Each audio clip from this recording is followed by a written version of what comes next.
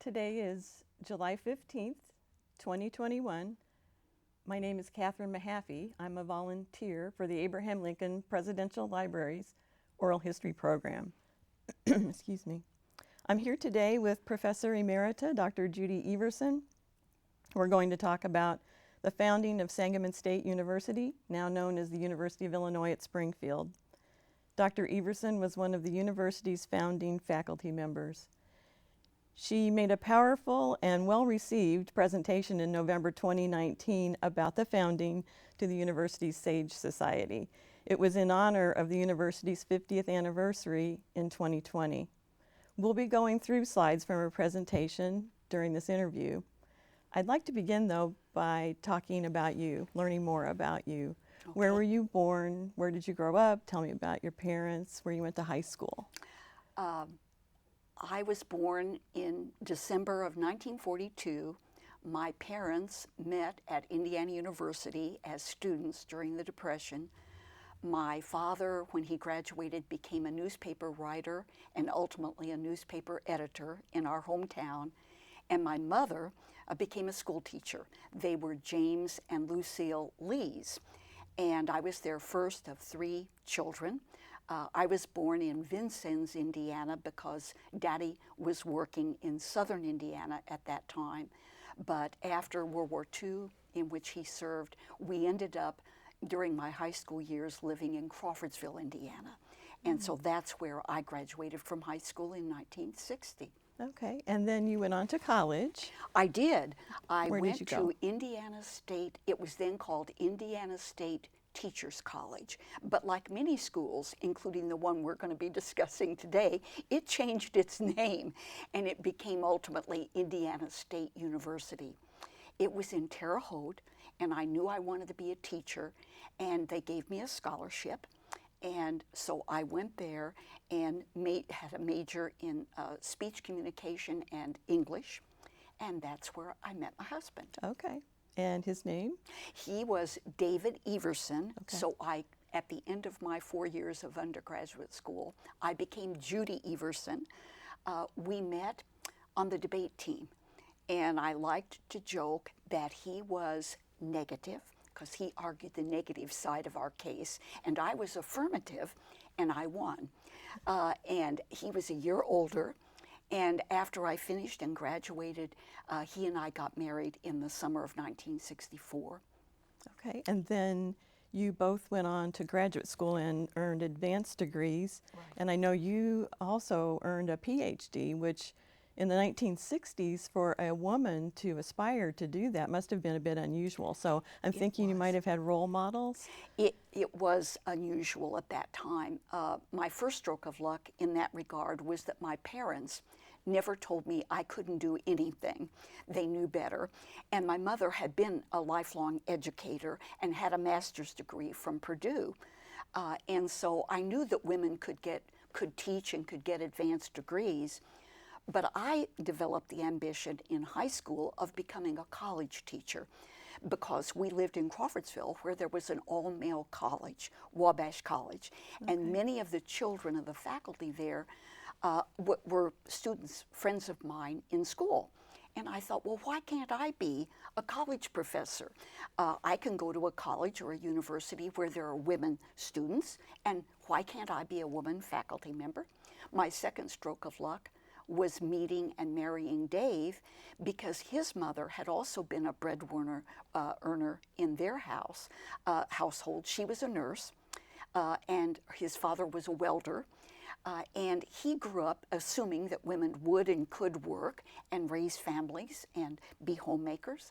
So he wasn't at all stunned when we were undergraduates together at Indiana State when I said, you know, I think I want to be a college professor, and after we finish here, I'm going to go on.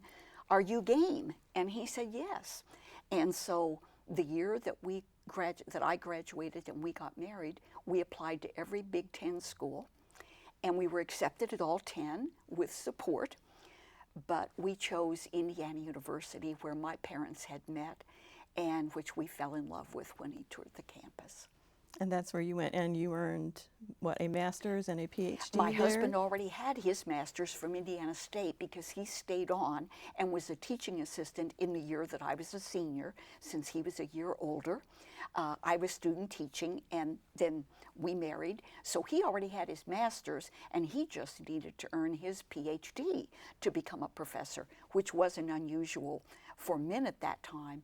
But he was the first member of his family to get an advanced degree, let alone to get a PhD. And I became not the first person in my family to get a master's. My parents both had master's degrees, but I became the first person in my family to get a PhD. The whole time I was at Indiana University, I never had a single woman professor. And I was often the only woman in the classes that I took. Wow. But I was very lucky because my male mentors were highly supportive of me. I think I was considered a weirdo. They took me under their wings. So what was your PhD in then? What were the topics? I had never been able to decide from Indiana State on really what my true teaching focus should be, because I loved multiple subjects. And I loved English, in particular American literature. I loved history, in particular American history. And I loved public speaking and written communication. And so I loved communication and journalism and speech. So I thought, what am I going to do? I'd had a double major at Indiana State, and I looked for a way to combine some of these passions at Indiana University. Fortunately for me, although I had been accepted into the speech communication program, I got a double major in something called American Studies, and that combined American literature and American history. So although I had to take some additional coursework and have a multidisciplinary dissertation, I felt like I'd landed where I needed to be. Okay. So once you got your degrees at IU, then you went to Carbondale. Right. Who got the job in Carbondale? Did you both have No, opportunities there? We had postponed having a family so that I could do my 3 years of coursework. And during the 3 years that my husband was completing his coursework and beginning his doctoral research, I was earning my master's and finishing my doctoral coursework and learning French and German, because I'd only had Latin in high school, and taking statistics. And that was all I was able to complete. I got my doctoral proposal accepted, and they said, now you go, girl, although not in those words. And we decided that it was time for Dave to get on the job market, and if we were going to have a family after 3 years of marriage, now was probably the time to do that. So Dave got a number of offers. We were very lucky to come out in 1967 in the spring, because higher ed was in a boom period, and he got something like a dozen offers from places like Williams College and University of Connecticut and University of Oklahoma and Bowling Green. You know, he went down to Carbondale. I was still working on campus on my coursework this summer. After he graduated, he went down to Carbondale, and he came back and he said, you know, I think I'm going to take the job at Carbondale. And I said, where is it? He said, well, it's in deep southern Illinois. It's coal mining country. I'd been born in coal mining country in southern Indiana. He said, they're really a university on the make, and I really liked the political science colleagues there. And he said, I think you'd like it too. So he chose Carbondale, and that's where we went, and that's where our son was born in the spring of 1968. And his name is Chris? His name is Christopher, and he lives here in Springfield. He moved here with us in 1970 and has never looked back except to go to college. Okay. And so you were there for a time, and then you and started raising your son, and then apparently you both decided it was time to look at opportunities, and yes, if possible, maybe for both of you. Right. I hadn't put in all that effort to get a master's and a PhD in order to be a stay-at-home mom permanently. And I realized after taking 3.5 years out to be a mother to Christopher, that if I took another 3.5 years out to give him a sibling, my credentials might be so out of date that if without experience I might not be able to be hired. So I first, in the last year that the last year that we were at Carbondale, I tried to be interviewed in my field, and I found out that Carbondale had what was still legal at the time, which was called a nepotism policy. And that meant that if there was already one member of a family employed at the institution, no other member could be interviewed or hired. So I could not work as a professor there, and I didn't know when that policy might be changed. It ultimately was changed fairly early in the 70s. It was found to be illegal, and they had to change it, but we didn't know that was going to happen. So my husband, who was on a tenure track position, and I think was a certain tenure awardee, said to me, if we can find a place that is willing to take us on our individual records and merits, I'll give up this tenure track position and we will go there. He said, maybe we'll have to find a place that has multiple institutions, so one of us can work at one and one can work at the other. But he said, I don't want you to be frustrated that you're not able to use what you've worked so hard to attain. And lo and behold, we heard that Sangamon State University was opening in Springfield, Illinois, and we applied and they were willing to interview us. Great. Okay. And what attracted you initially to the university? Was it the fact that they had positions for both of you? It was that, plus my husband's field was American government. He was particularly interested and had been doing a lot of research on state politics. Okay. Here we would be in the capital of the state of Illinois, and he ultimately became the director of the Legislative Studies Center because he became also the editor of Comparative State Politics. And so this was a really nice assignment for him, and the fact that the university looked at me and my multidisciplinary background and said, you know, the first year we're only going to have about 40, 45 of you folks, but gosh, Mrs. Everson, you can teach this and this and this and this. So I looked like a bargain, and so that's how I was hired. Well, before we get into the slides, tell me then about your first position. I mean, what were you hired to do? I was hired as an assistant professor. My husband was hired also as an assistant professor. He was an assistant professor of what was called political science at then SSU, and I was hired in the speech communication area, but I was allowed to teach American literature, American history, and so I had a lot of flexibility. My versatility, which might have looked perilous to some people, turned out to be a real advantage. And I offered courses for a number of programs and departments and got to know a number of faculty. Wow, okay. Well, I think it's a good time now to talk about the history and the founding of the university and to go through these wonderful pictures that you found to illustrate the story. And as I mentioned earlier, you first presented this at an alumni organization called the Sage Society at the luncheon to celebrate the school's anniversary in 2020. I know you have some people that you'd like to thank for these slides, so let's do that before we get started. When I found out through my former student, Bill Furry, who was the head of the Sage Society committee, that I was asked to do this talk, I began the summer before going to Brookins Library's archive in the basement and reading up on the history of the institution, because although I had lived part of it, I didn't know any of the prehistory of the institution, and I was just one person, and there were so many wonderful memories that it brought back. I worked with Tom Wood, who is the university archivist and who has done a wonderful job of collecting and cataloging the memorabilia of the first 50 years. And then I also worked with his assistant, Melissa Khalil. But the other person who helped me, with their help, I selected slides for my 30-minute presentation to illustrate key points in the university's founding history. And they helped me go through images, which then I was able to have them capture. And I worked with a woman named Catherine, I'm blanking on her last name, Flynn? Flynn, thank you. Catherine Flynn. I started to say Catherine Floyd. Anyway, I worked with Catherine Flynn, and she came in and took slides for her PowerPoint of each of the images I had selected. And then on the day of my presentation, so I wouldn't have to worry with that, I stood at a lectern in front of the guests, and she was over at a table.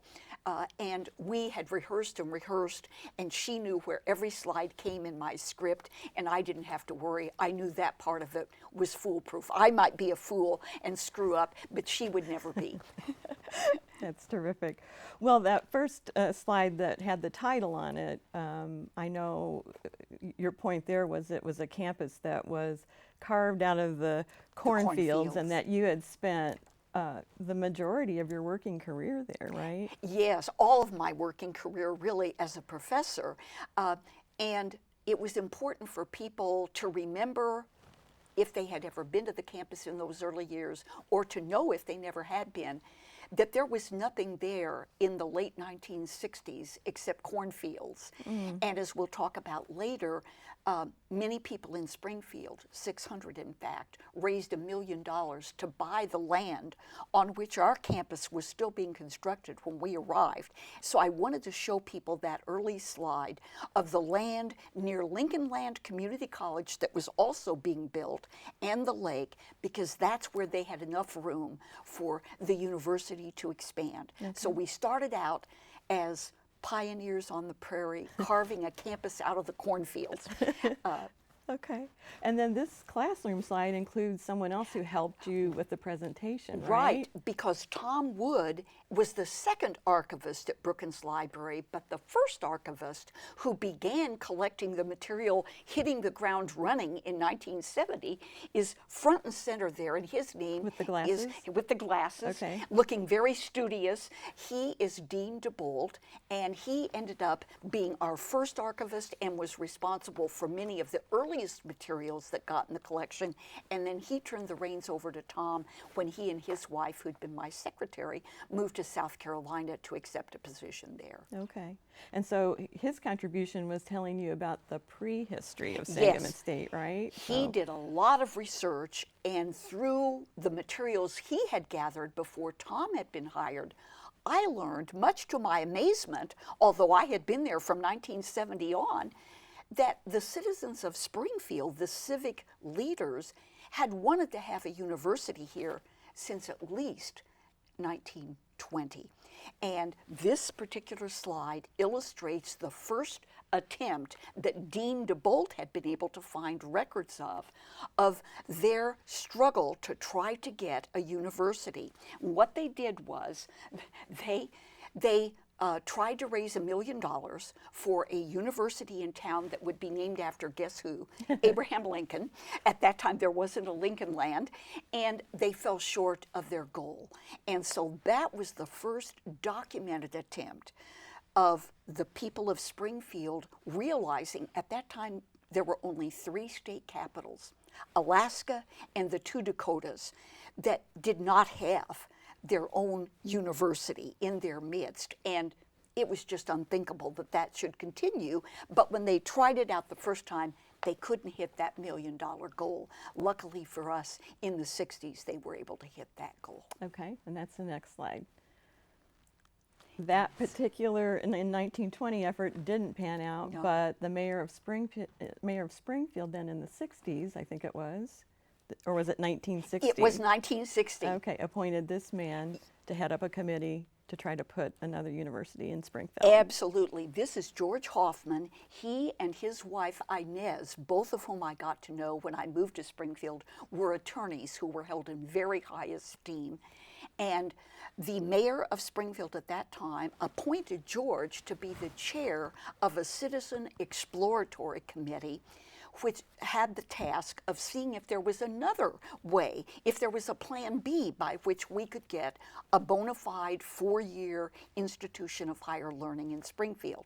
The first thing that they tried to do, they thought, well, we've already got a private Catholic junior college in town, Springfield College of Illinois, as it was then called. And so I think that may be coming up as our next slide. Yep. They approached the leaders of Springfield College of Illinois, SCI, and said, is there any way that it would be compatible with your mission as a religious institution and a 2-year private junior college to add the upper 2 years?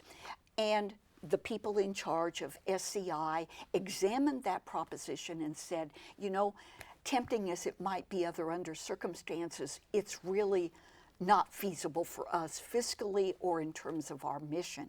And so they struck out with that. So this was the second attempt to try to find a way to get a 4-year university in Springfield, a place where people could send their sons and daughters to get a baccalaureate degree. So they struck out, but that wasn't, George hadn't given up and his committee hadn't given up. And so the next stop for them was the University of Illinois? Yes, and there's a picture of the man who was the president of the U of I at that time. His name was David Dodds Henry. And I don't know if he knew that as early as 1920, when that first Citizens Committee had been trying to raise $1 million to build a university here, his university, the University of Illinois, had begun quiet explorations about whether they could get a branch campus or a presence here.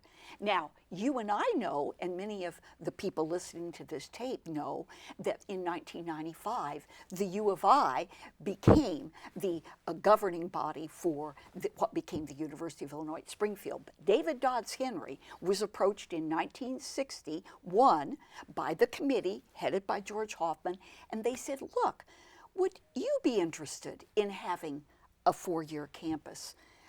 And David Dodds Henry didn't say no, but he also didn't say yes, because there was another actor on the scene, and he had to be politically sensitive to that. Okay, and that's the next slide. And that happened to be President Dwight Morris at SIU Carbondale. And coincidentally, I had known Dwight Morris and his delightful wife, no pun intended, Dorothy, because the last year I was there, I had been asked to direct a residence hall, Neely Hall, for 752 freshman women. And Dwight and Dorothy had a sponsored international student from India who was in my hall. And on move-in day, they came and helped her move in, and they came to meet me, the dorm director. And so I knew Dwight, and Dwight was interested in getting a presence here too. He was expansionist, and so he and David Dodds Henry represented the first sparring partners in a multi-decade effort. Each of them were interested in having a presence in Springfield, the state capital, because they could lobby the legislature and all the rest of it. But that I think almost as much as they wanted to have that for their own campuses, they didn't want the other guy to get it. And so we didn't know it, but we were going to be part of a competition from about 1970 on about who was going to end up with our campus. And ultimately, the Board of Higher Education made the decision. Absolutely, and they didn't favor either of those two actors. In Illinois, there was something called the Illinois Board of Higher Education. And it had been created because there was so much growth in higher education during the 60s. They created what was called the System of Systems. Now, George Hoffman and his Volunteer Citizens Committee recommended that we go with U of I, that we become the third campus of U of I. But the IBHE, the Illinois Board of Higher Education, in its infinite wisdom, said no, partly, I think, because they didn't want to alienate SIU, and they gave us to the Board of Regents. And so we became a campus in the Board of Regents system. And we became SSU, Sangamon State University, the newest and I think also the weirdest of the campuses that the BOR had to manage. And I remember you mentioned Frank Matzler, the executive director, said, now is the time. In fact, I didn't know until I read his presentation, which was documented in the archives at the university. Although I knew Frank and Lois, his wife, had worked at the BOR for a while as a consultant, I had never known that Frank was the first executive director of the Board of Regents. He was there, and initially there was a corollary campus to us, Governor State University, and I think we may even have a slide of Governor State coming up. Okay. They were created in University Park, a southern suburb of Chicago, to serve community college transfers, and we were created to serve transfers from Lincoln Land and Springfield College here. We weren't going to have the freshman and sophomore year, and so Governor State was given a full year of paid planning time for its faculty and staff. It got that year from 1970 to 71 after it had been approved by the legislature and by the governor. But we, thanks to Frank Matzler, got on an accelerated time schedule, and that made us have to open in the fall of 1970 with no paid planning time for faculty and only a year of paid planning time for the highest ranking members of the staff. Okay. So it was very challenging. I want to stay on this one for just a minute because I want to talk about, Matzler went on to say, never again would state coffers be so full, post-secondary enrollment so high, and support for public higher education so strong. And that's kind of the backdrop for creating this very different university, which required, and we'll talk about this in a moment too, but it really required visionary leadership to make it happen. And there were a lot of politics that had to be dealt with. Yes.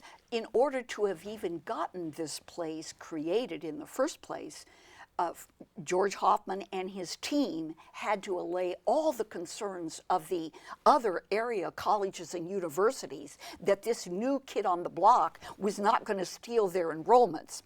And he did that partly by explaining that we would only be upper division, like Governor State. We wouldn't be competing for freshmen and sophomores. We'd be taking juniors and seniors. The second thing that allayed their concerns was the concerns of Illinois State, McMurray, Illinois College, Blackburn, all of the other four-year schools in the area. We weren't going to have dorms. So we weren't going to have places for students to come and live. We were going to serve commuters and transfer students, which meant we were going to only be serving students in about a 50-mile radius. So we had to overcome a lot of those reservations in order to be able to get the green light from the IBHE, and then once we had that, from the legislature and the governor. That happened in 67 and 68. Okay. And then this next slide gives us another aerial view, I believe, of the campus today. And I know that they got that Hoffman and the state entity and the Board of Regents were able to get a bill passed in the legislature in 1967, and the governor signed off on that, and there were appropriations. But there wasn't sufficient funds to purchase this land, right? That's absolutely right. They had first explored building the campus downtown to take advantage of proximity to the legislature, the Capitol complex. There wasn't enough room to build a campus down there. There wasn't room there. So then they began exploring where was there sufficient farmland or underutilized land that could be purchased. And lo and behold, they discovered a sufficient tract of land between 600 and 700 acres that would be available for purchase out by the lake and by Lincoln Land, which was also attractive because we were going to serve their transfer students when they became juniors and seniors if they wanted to stay here. But when they began to explore how much the legislative appropriation for land acquisition was, they said, well, yeah, that's enough to just build a very small campus, but we've got big ideas. We're going to expand. We're going to have lots of students and lots of departments, and we need to think for the future. We need to be visionary, and we don't want to be constrained as we would have been downtown. So George Hoffman and 600 other citizens of amazing. Springfield raised the $1 million that the people hadn't been able to raise in 1920. They raised that money, and they were able to acquire the land on which the campus now sits. And when I first got here with my husband in 1970, most of it was still cornfields, and we only had temporary buildings. But at least those people had a vision of what we could become, and they wanted to give us growing room, elbow room. Okay. Next slide. And that's what we look like now. I wanted people to see that particular slide because, boy, have we grown. And we're still using those temporary buildings. I think they will outlive me. We were told their lifespan was 20 years. I'm almost 80, and I think that I will be buried and gone before those buildings are down. Well, it sounds like George Hoffman just made a tremendous contribution, and he was honored for that. We can talk about Yes. that in the next slide. Yes, the university wanted to recognize the value that the citizens, the community of Springfield had placed over all these decades in getting its own university, in no longer being one of 3 state capitals without that distinction. And so there were 2 ways that George Hoffman was honored by the campus. One of them was that this is Professor Bob Dixon. He is a ceramicist and a sculptor who was a member of our creative arts faculty, and he was asked to do a sculpture in honor of George Hoffman's contributions. And I think we can bring up a picture of that sculpture, which to me, it looks like a sentinel, a steel sentinel. It's huge, and it stands at the northern entrance to the campus so that when people come in, we see something pointing up to the sky. It's rooted in the soil, like we grew out of the cornfields, but it's pointing up to the sky toward the vastness of space, and it's saying, we're here, and if you study the sculpture and know its history, we're here because people like George Hoffman in Springfield were so hungry for higher education in this state capital that they put their money where their mouths were, and they made it happen. And the second way we honored George was to give him our very first honorary doctorate. Oh, great. Awesome. Okay. Well, let's talk more about the beginning. This is board member Mary Jane Masters, and she yes. also made an important contribution. She did. She and another local woman who was working with the Board of Higher Education, Carol Lohman, were struggling with what we were going to be named, because we had the U of I, we had SIU, we had Eastern, Northern, we had Western. What were we going to be named? We had Governor's State. What were they going to call us? And Mary Jane, who was the only woman on the board of Regents at that time, and who was from Springfield, said, I want the citizens of Springfield that have invested so much money and effort in bringing this campus here to feel a sense of ownership and partnership with the university. Let's name it Sangamon State University, after the Sangamon River and Sangamon County with all of its Lincoln associations. She said, we can't use Lincoln because we've got Lincoln land, but let's go with Sangamon. And immediately an objection was raised. People won't be able to pronounce that, she was told. And she said, in her crispest fashion, they will learn. So it was thanks to Mary Jane that we became Sangamon State University. And that picture of Mary Jane was at the christening. At the dedication, absolutely. In 1968. In 1968. Yes. Okay. And so we talked about the campus being placed under the Board of Regents, which gave it greater freedom, but it also gave them some vulnerability because they weren't protected by a U of I or That's an right. SIU. The Board of Higher Education had recognized that if they had put us with U of I, as our committee under George Hoffman had recommended, or if they'd put us with SIU, which also wanted us, or at least didn't want U of I to get us, we would probably not have been able to be as experimental, because these were well-established traditional universities. We would have had to march to the tune of their drummer. And they thought the only justification for creating a university here, educationally speaking, was to create a laboratory for experimentation in improving and reforming higher education. And so we were created deliberately to be different, but remember that we were not given that year of paid planning time to do it.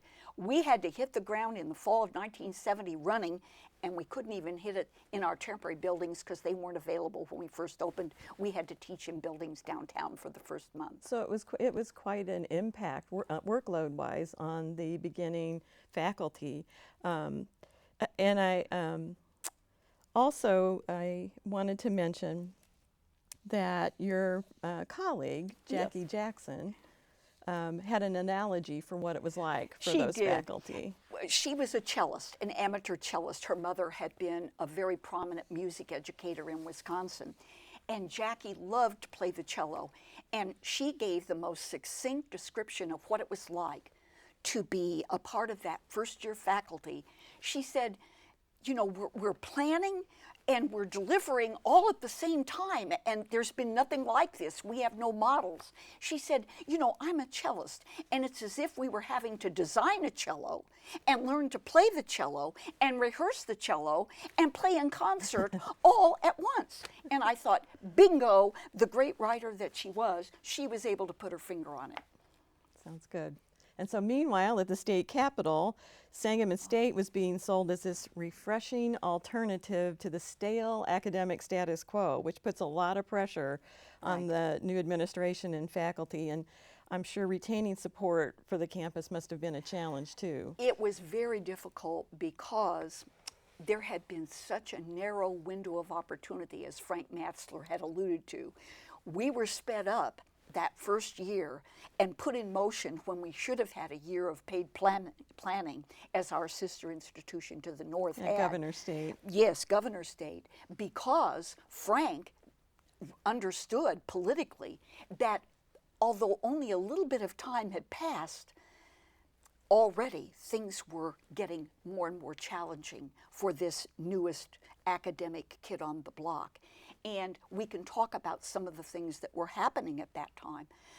One of the things that was happening was demographically, trends were shifting. We had been imagined as an upper division institution serving juniors and seniors because the 1960s had seen the development of many private and public community colleges. And one of the reasons for that was that traditional universities like SIU and U of I didn't want those transfer students. They wanted their own four-year students. They wanted to fill their own dormitories. They weren't looking to serve the people we were created to serve. But guess what? Beginning with the late 60s and into the early 70s, the number of 18-year-olds in Illinois and around the nation began to decline. And with that, the U of I and SIU said, y'all come, we would like to have you. So soon enough, we began to have to compete for the very undergraduates that we had been created to serve. Another demographic was, this was a time of great public unrest over the civil rights movement, but also particularly affecting campuses over the Vietnam War. And as at SIU and at U of I, there had been repeated closures of the campus and demonstrations, some of which had threatened to turn violent. And the legislature was, of course, politically up in arms because it was being pressured by the electorate about doing something about this. And here we were daring to open at the height of the anti-war demonstrations right under the shadow of the state capitol. So we had a very experimental, unconventional, non-traditional mission that the IBHE had given us, but we also were flying in the face of tradition at a time when many traditional universities were scrambling with reform, and it created, I think, an unusual pressure cooker for our first-year faculty and also our administrators, particularly our administrators, because they were the mediators who had to go out and calm the legislature and the community. And so enter President Robert Spencer, Yes. the first president of Sangamon State University, Robert who had these challenges walking in Spencer the door. faced these challenges. He'd come from Vermont initially. He was a New Englander. He had served in the Vermont legislature. He then had gone to Rhode Island and was a dean of graduate studies there, and that's how he was hired. In 1969, in the fall of 1969, he was hired to become the founding president of Sangamon State University. And he didn't have a staff, he didn't have a faculty, he didn't have students, he didn't have buildings, he had cornfields, but he was president exactly of what? Well, just imagine the kind of courage, chutzpah it took to accept that position.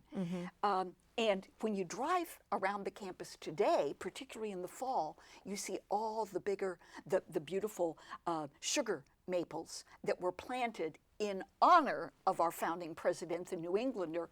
He took on a heck of a task. And I think without his vision and his leadership, we might never have really gotten off the floor successfully. But thanks to George Hoffman, we got off the floor. Thanks to Frank Matzler, we didn't get closed down before we could open politically. And thanks to President Spencer, some of us got recruited and were thrown to the wolves, and we were told, here's what you need to do and how you need to do it. Okay. And so President Spencer is famous for this Blue Memo, which outlines a plan for this brand new type of university, this innovative institution, right? Yes. He needed a way to reach out to faculty who were idealistic enough and also foolhardy enough, as he was, to take this enormous risk, because these were people who were leaving, if they were senior people, they were leaving tenure track or tenured positions with job security. And they were coming to an institution that didn't even exist except on paper. No bricks and mortar. No bricks and mortar. Just this piece of paper. They got this piece of paper. That's what came to Dave and me. When we requested information about this new university, we got a copy of this. And we sat down and we read it, and I think many of the first-year faculty took it as almost scripture. We practically had it memorized. And the essence of Dr. Spencer's vision for us was, in higher education in general, there had been a tendency at universities to reward specialization and publication for faculty, but not to pay much attention to instructional quality.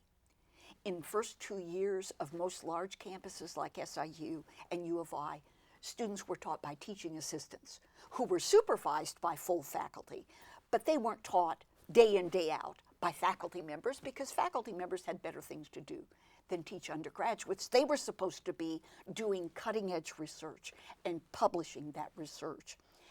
And that's what they needed to do to get tenure. Bob Spencer said, we're going to restore excellence in teaching to preeminence on our campus. And no one here who's a good teacher will have to publish in order not to perish. If people want to be, they should be scholars, and if they want to publish, we will support that. But it is not a mandate. We want to recruit and retain excellent teachers who value the interaction with our students. And we're going to have small classes and no teaching assistants. When you come to us, it's going to be like going to a private liberal arts college, and you're going to meet with a PhD every day in your classes. The other thing he said was, we're in the state capitol, and we're going to ask every faculty member within his or her, and there were only 3 women, 42 men, we're going to ask every faculty member within his or her field of expertise to engage with community life and public affairs, broadly defined. And that's how my husband became the director of Legislative Studies Center. All of us were expected to volunteer in the community and to bring our training, our knowledge to bear on community problems. And I think we did that. You, in your talk, you said that this was a recruitment tool that lured 45 idealistic daredevils to join the faculty. I like Yes, that. that's what we were. Some people thought we were fools. I remember when my father, James Lees, who had gotten his bachelor's and master's at Indiana University, which now has 50,000 students. I don't know how many it had in 1970, but let's say 40,000 students. It was a going concern. It had been around for almost 200 years. Okay, he comes to visit his daughter and son-in-law in Springfield, and he wants to see where we're going to be teaching. And we drive through muddy cornfields and arrive at a few modular steel buildings and take him on a hard hat tour, because you had to wear hard hats in the building. And I could tell that he thought, what have they done? You know, am I going to be supporting these youngsters? This can't possibly succeed. This doesn't look like my idea of either Wabash College in my hometown or Indiana University that I attended for my 2 degrees. But you know, he was proven wrong, and we're still here 50. He's not here, unfortunately, to know that we're here 50 years later, but we are. Yeah. Well, that kind of is a good lead into the founding faculty, your Oh, yeah. other colleagues, and you have some descriptions of some of those. So we'll start with Professor Cullum Davis here. Well, none of us who were hired that first year would have been here except for Cullum. Okay. And that's what Cullum looked like back then. He's still a resident of Springfield, and many of us have known him over the years, and you would recognize that face, but he changed. He had prematurely gray hair. He had that always, I understand, even when he was in Peoria in high school. But anyway, that's what he looked like then. When he met my husband and me at the airport when we flew up from Carbondale and interviewed us and drove us around town and took us out to what was going to be the campus and tried to persuade us to come. And I think in our case, he was attracted to the fact that he had left Indiana University, where he was an administrator, to come here. And we both were getting doctorates from Indiana University. And so as we talked, we bonded over that.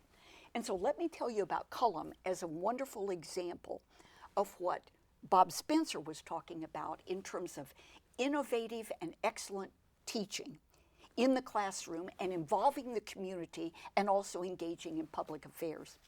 Cullum Davis not only hired us, interviewed us, and hired us as the assistant vice president from 1969 to 1970, he also taught beginning in 1970 in the history program, and there he did a number of really, I think, path-breaking things. One of them was he established a university institution called University Week. Okay. And I think we may have a picture of the very first University Week that Cullum instituted, which was an exploration of the year 2000. And he was responsible for advocating that and bringing to our campus 2001's author, Arthur C. Clarke from England, and an electric car. A prototype, right? A prototype. Tells, you know, here it is. Tesla, move over. There's Arthur Clarke, who wrote 2001, A Space Odyssey. We had a premiere of that at the Esquire Theater on MacArthur, standing room only. That was Cullum's brainstorm. And so he started a tradition that not only engaged our entire campus, who attended all of these wonderful public events, bringing in experts from around the world, but it attracted community members who came out and were just enthralled. So they were getting some bang for their buck, even if they were not students. And a second thing he did, he began an oral history project. And I think that may be how he and Mark Depew, your boss, met. Cullum established an award-winning, path-breaking oral history project that went out and did hundreds of interviews and transcriptions, recording the history of this area while it was still able to be taken down. And he got all kinds of recognition for that and became a public leader in the field of oral history when it was still in its infancy. That was another of his brainstorms. The third thing he did was, he knew, of course, that we were famous for Lincoln studies, and he eventually became a president of the Abraham Lincoln Association. But he wasn't going to just deal with the non-controversial aspects of Springfield's history. He wasn't just going to celebrate Lincoln because that was easy. At the time we moved here and he moved here, the public schools of Springfield were desegregated. That was illegal, and Cullum was one of the plaintiffs who went to court and challenged it successfully and got it overturned. He also developed a very important presentation that he gave all around the community on the history of the Springfield race riot in 1908, which resulted in 7 deaths and the lynching of 2 African Americans. That was something much of Springfield didn't know, and some of Springfield that knew it didn't want to focus on it because it wasn't a happy story, although it led the next year in 1909 to the founding of the NAACP. Wow. And so Cullum was out there showing innovation in teaching, working with the community, and doing public affairs. Okay. Next is Professor Gus Stevens. Yes, this is Augustine Stevens, whose PhD was from Northwestern.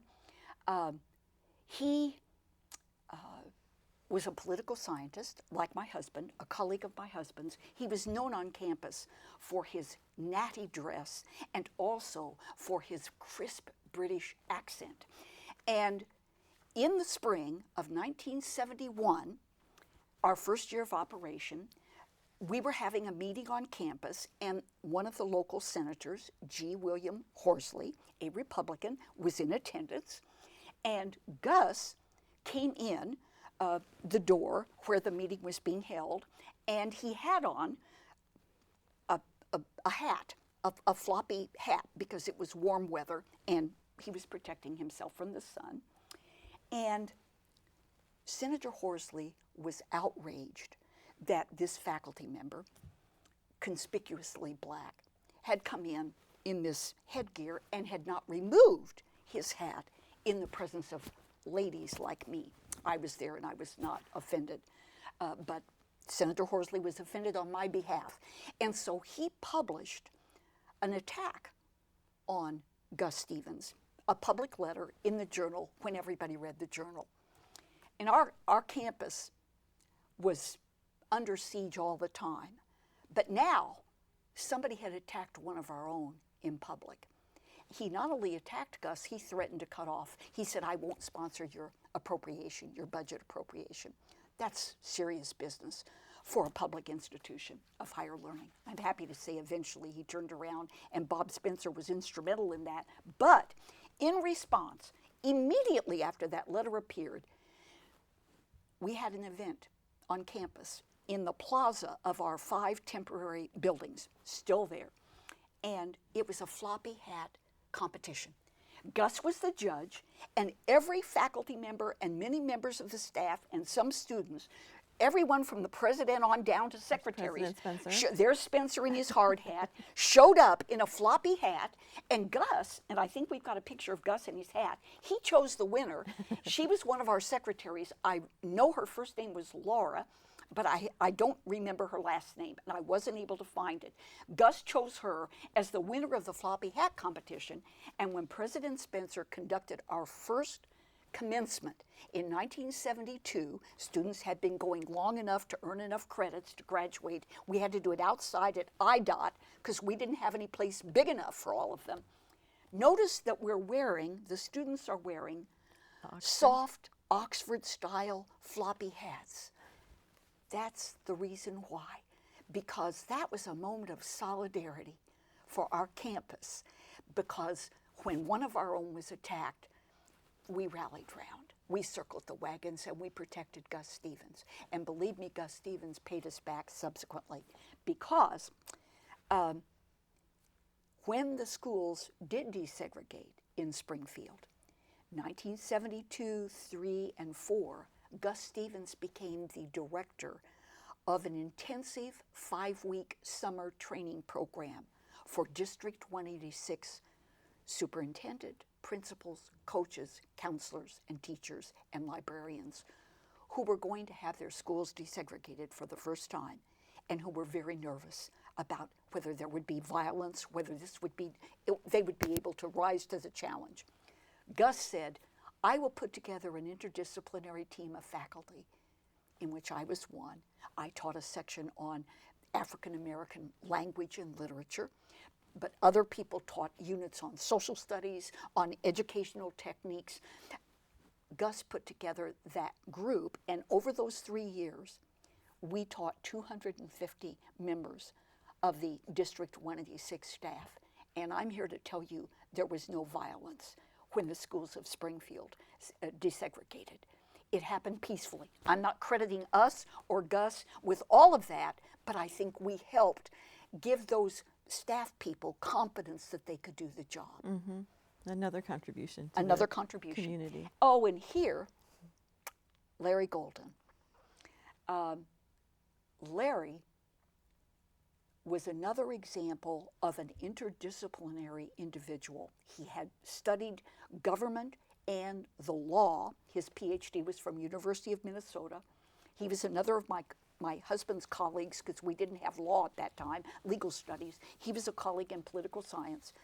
Larry not only was teaching innovative subjects in the classroom, but he was also working with his students out in the community to serve unmet needs. And one example of that was a neighborhood volunteer project that he started, which refined services that were badly needed in the poverty-stricken northeast part of Springfield. For example, trash removal. Larry and his volunteers mobilized to help bring better quality services to the underserved poor of Springfield. And then he did something even more innovative, and he was a professor in the interdisciplinary program Justice and the Social Order. He helped to begin the Springfield Innocence Project, which in its first 15 years of operation statewide managed to get released 9 different people who had been falsely convicted and imprisoned. What I told people that day, Larry was there and got a well-deserved ovation, as did Cullum. What I said was, as long as there is injustice in the social order, Larry Golden will be trying to do what he can do, bringing his expertise in politics and law to the service of people who need that service in the community, victims of discrimination. Excellent. Okay. Next up, I believe, is Dennis Camp. Oh, Dennis wasn't able to be there because he is deceased. But the last 2 people I chose to recognize, of the 5 that I picked out from just that first 45, to show people how remarkable they were in trying to fulfill President Spencer's Blue Memo and the wishes of the IBHE. Dennis Camp was one of my colleagues in English.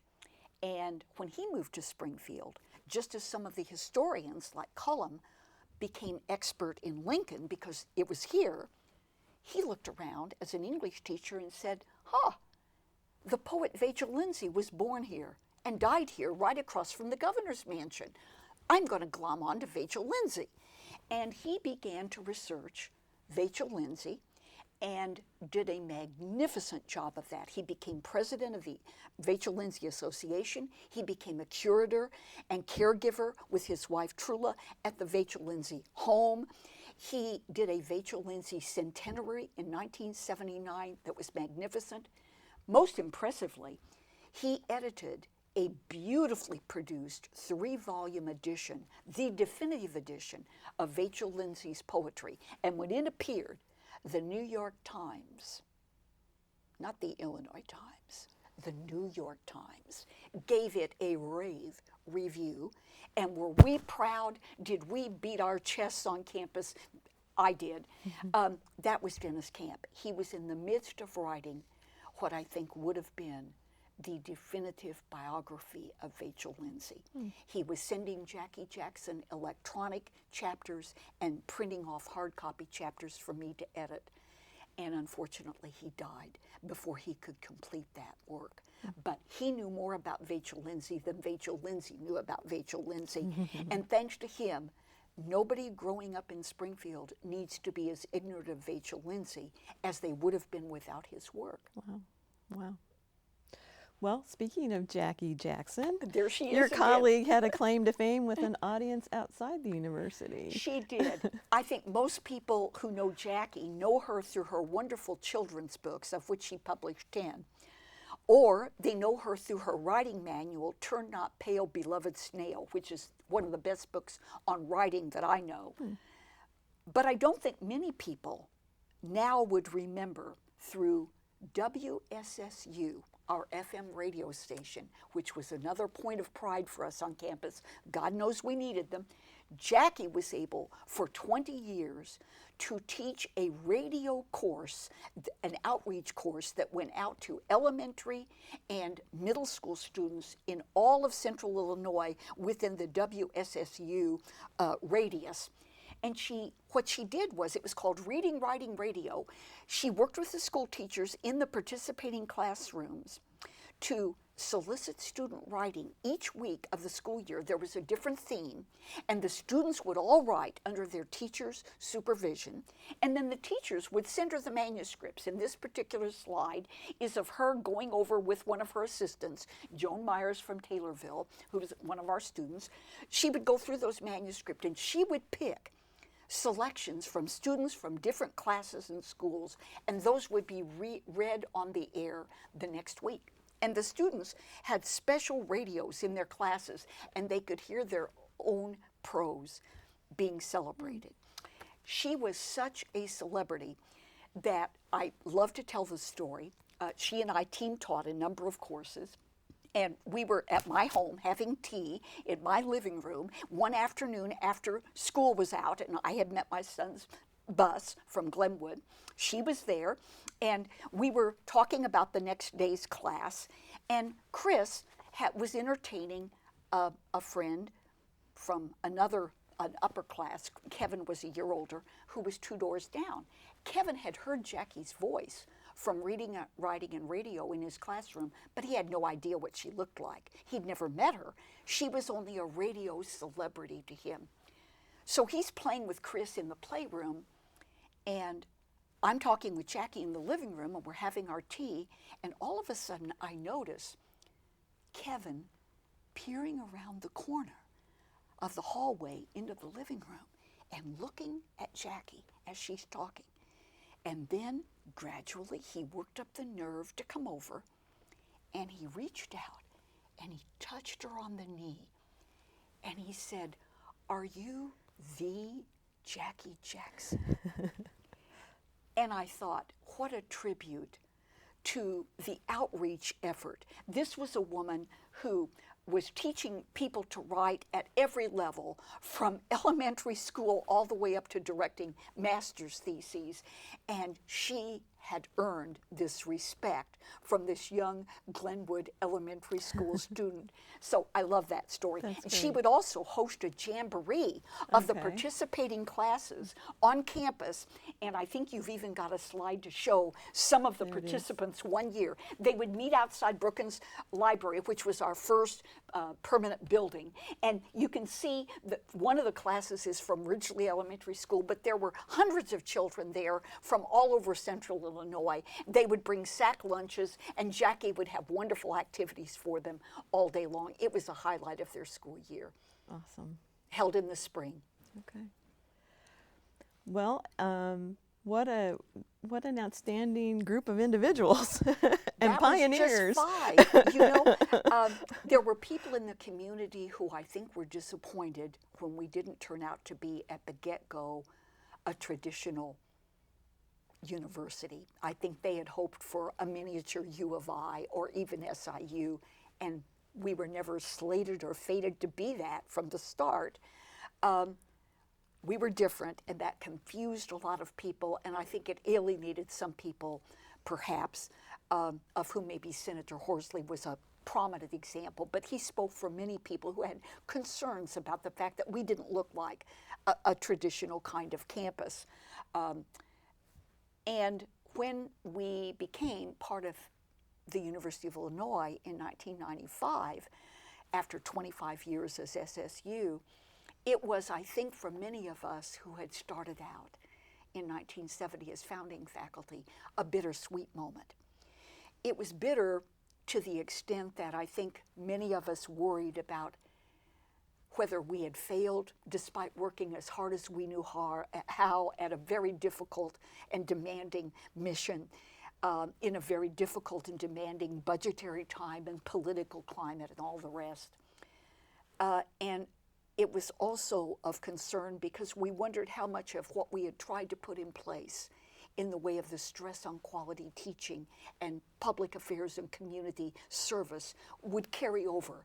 Would U of I simply demand that we all become the kinds of professors that secured tenure on their campuses, which were wonderfully recognized, internationally famous scholars who were not teaching freshmen and sophomores, or even maybe juniors and seniors. So we worried about how that transition would take place. But the sweet part of it was, instead of sweating blood every year about whether we might be closed down, which, remember, had led poor Frank Matzler to accelerate our pace in opening so that we would have a fighting chance, instead of worrying whether we would ever get a first permanent building or a second one or a third one, how much community support and political support could we continue to mount as pressures on the budget mounted for the legislature and the governor. Once we became part of U of I, we were under the wing of the flagship university of the state of Illinois. And I remembered the famous quote of Winston Churchill, the night of Pearl Harbor. Winston Churchill, who'd been pleading for support from FDR, went to bed and said, I got the first good night's sleep since September 1st, 1939, when the Nazis invaded Poland, Czechoslovakia. He said, I knew now that America would have to get into it, and when America got into it, I knew we couldn't lose. And I felt in miniature that same kind of feeling when we became part of U of I, because I knew then that we wouldn't just be the smallest and poorest and strangest university of the 12 public universities in the state fighting for crumbs with the big boys. I knew then that we would be protected, and I trusted the leadership, and I think rightly, to navigate our identity as we made that transition from SSU to UIS. So I wanted my last slide to show that we are in fact a full campus now with a union building and dormitories and freshmen and sophomores and a PhD program, and we're part of the University of Illinois and we're proud of it. Excellent. And we hope we do them proud too. I like the way you finished your talk where you said, I've spoken now about the individual accomplishments of some of these founding faculty, but there was also a great collective gift. There was. You said the quality of the colleagues that we hired and mentored in years to come, as well as the caliber of the graduates. It's true. I'm proud of the seed we planted, and I think everybody affiliated with the university would say, yes, we made mistakes, yes, we fell short in some regards, but for an under-resourced and over-taxed institution, overtaxed in the sense of too many demands that were too hard to fulfill with what we had on the ground, I think it's remarkable that we achieved what we did, and I think that's only continued under the University of Illinois imprimatur. I'd like to ask you just a few more questions. Sure. Because I'd like to hear more about the impact that the founding had on you as a person. And I wanted to start with, you mentioned that education was emphasized over research. And I'd just like to mention that education, I know, was a passion of yours and probably still is. Oh, yes. And that you received 2 awards in the classroom for your instruction during your career. But But how did that go over? What was that like, emphasizing having that non-traditional approach? Well, see, our students were non-traditional, and Okay. that was where you began. You not only had to begin with new kinds of courses, because we were asked to teach things that hadn't been taught. Nobody had ever taught a course on the year 2000 that drew together faculty from every discipline until Cullum came up with the idea. We were coming up with new kinds of courses. We were teaching a new kind of student.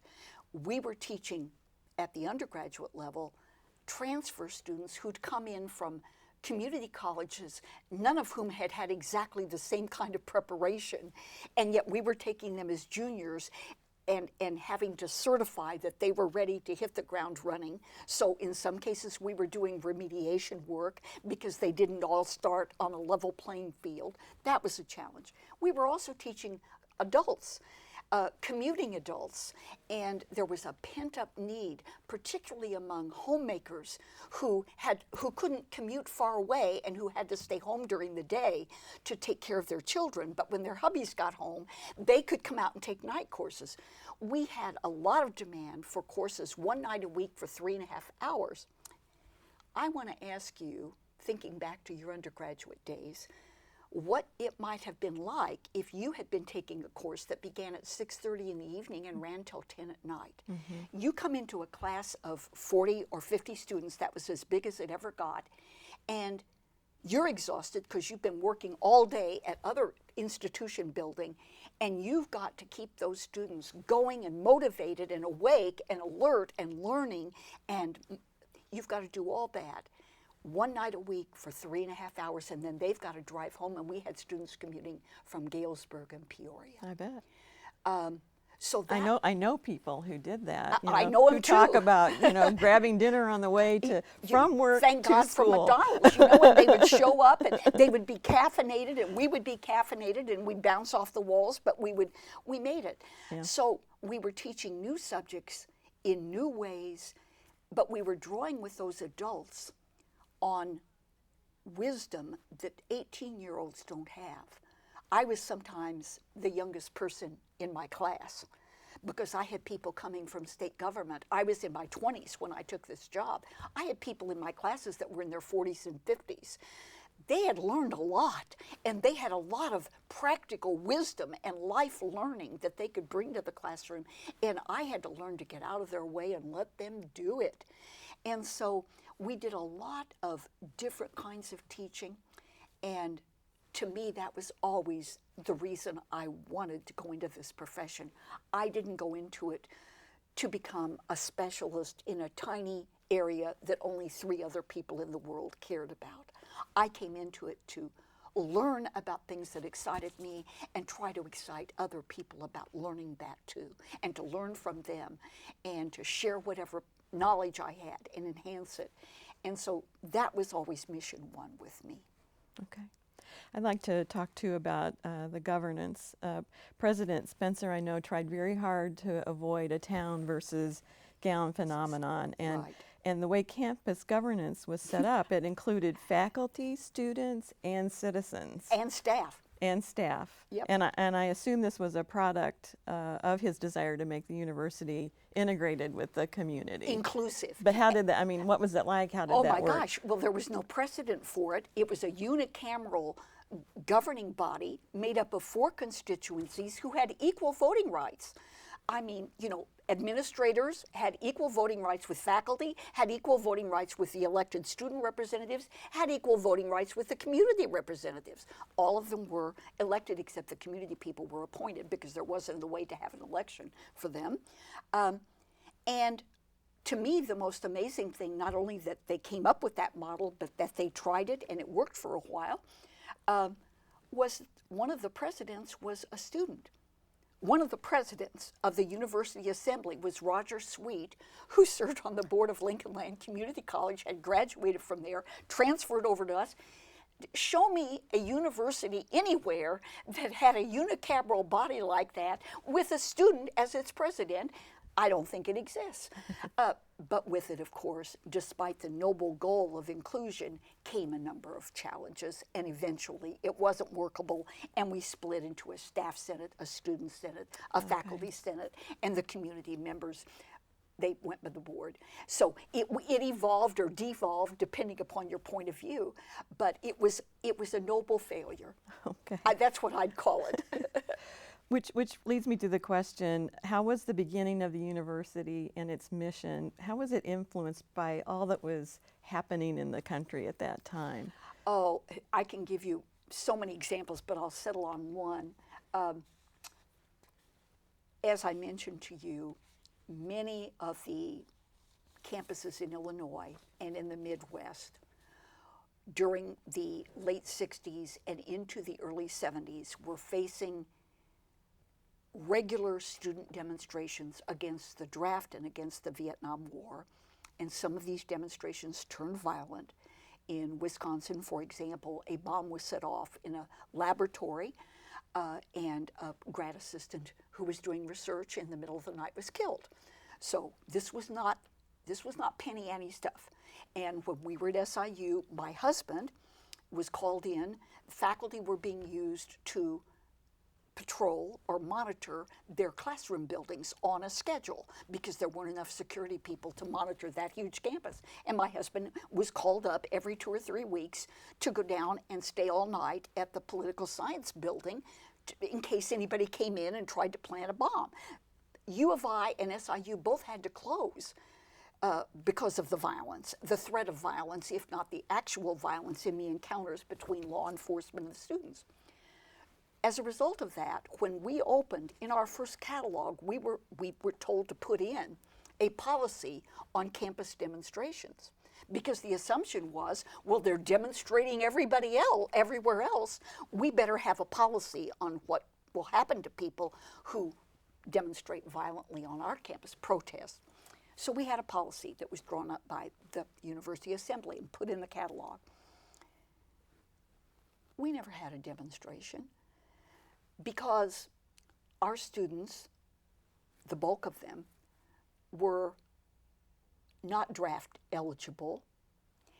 They were maybe outraged about the Vietnam War, but they weren't afraid they were going to have to go fight in it. Mm-hmm. And they were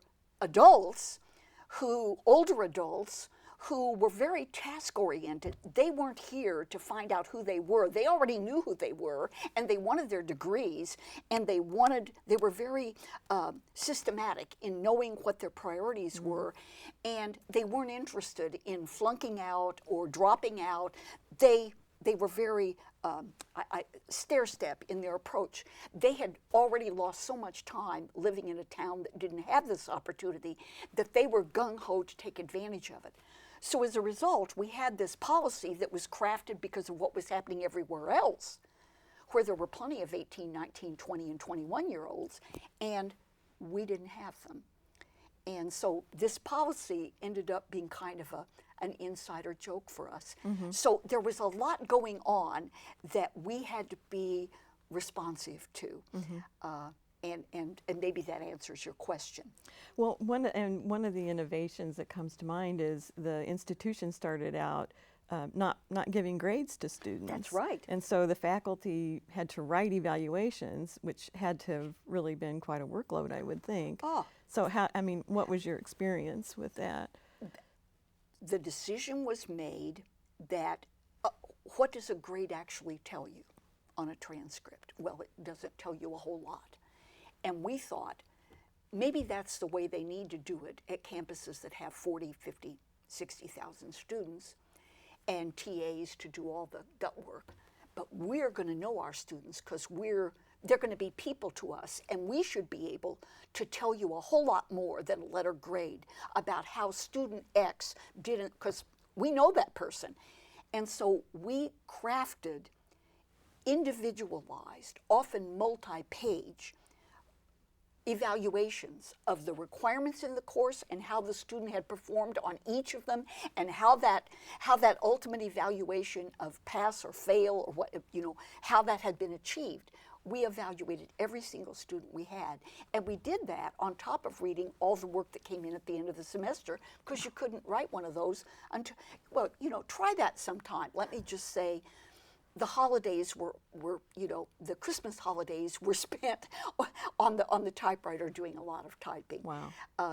And it was an experiment that, like the experiment with the unicameral governing body, it didn't work, because what we found out was our students took these copious recommendations and evaluations out to try to get jobs or to get promotions, and the people who read them said, yeah, but what was your grade? You know, I don't need all this stuff.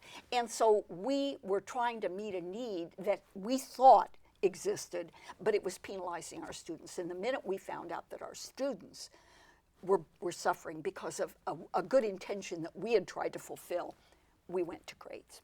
Okay. Well, I'd like to wrap up with the question, what was the most rewarding aspect of being a founding faculty member at Sangamon State University? And it certainly seems like we owe all of them a great debt of gratitude for and their so work many of them and their there. contributions. So many have passed on or moved on, like my late husband and Bob Spencer and Dennis Camp. So many of them are not here any longer. To know that what they had a hand in trying to build has flourished. It hasn't just survived, it's thriving. And to me, that's the greatest satisfaction of all. I get it when I bump into former students. They usually are able to see through the gray hair and the wrinkles and recognize me. Sometimes if I haven't seen them for 50 years, I don't always recognize them right away if I haven't seen them in the meantime. But when I see the impact we've had on the community, I think by and large, if you look at the arts, if you look at culture, if you look at sports, if you look at libraries and learning, if you look at economics and what we've plowed back into the community economically, I just think we've been a really good investment. And I feel good about having had an eyewitness ground floor exposure to what it was like to be part of an experiment that will never be repeated in your lifetime, in your son's lifetime, in my grandchildren's lifetime. Nobody will ever be foolhardy enough, daredevil enough to try what we were told to try to do, and that we're still here to laugh and tell the story, at least a few of us. I just feel like it's fun to look back on it and say, we actually helped build that place. Without us, it actually might never have happened. You know, we gave it our best shot, and it's still going strong. It is indeed. Thank you so much for your time Well, today, thank you, Dr. Catherine, Everson. for your wonderful questions. Well, and thank you for sharing your presentation. It was just great. Thank you. Thank you.